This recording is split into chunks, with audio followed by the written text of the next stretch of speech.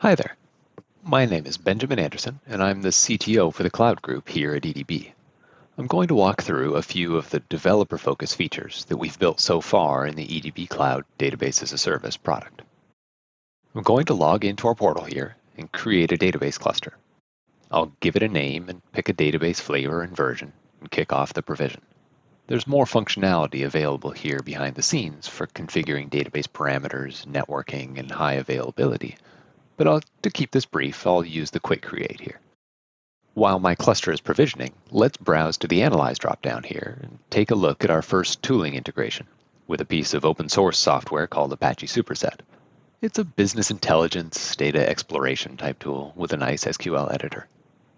Now, it's not that we think that Superset is some sort of earth-shattering feature, but rather we think it's really important to integrate with the sorts of tools developers want to work with. Things like pgadmin and other open source tools, as well as cloud platform products such as Azure Event Hub.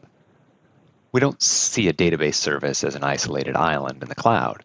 We want to be well integrated with ecosystems our customers already live in.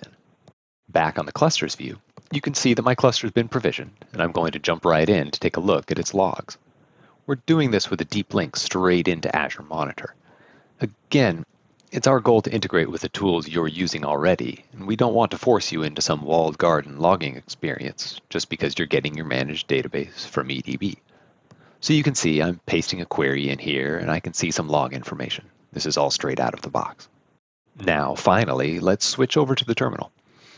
Everything in the EDB Cloud portal is backed by a REST API and can be run programmatically via our command line interface. From here, I can work with clusters, I can work with roles and permissions, the audit log. The full interface is available here in the terminal.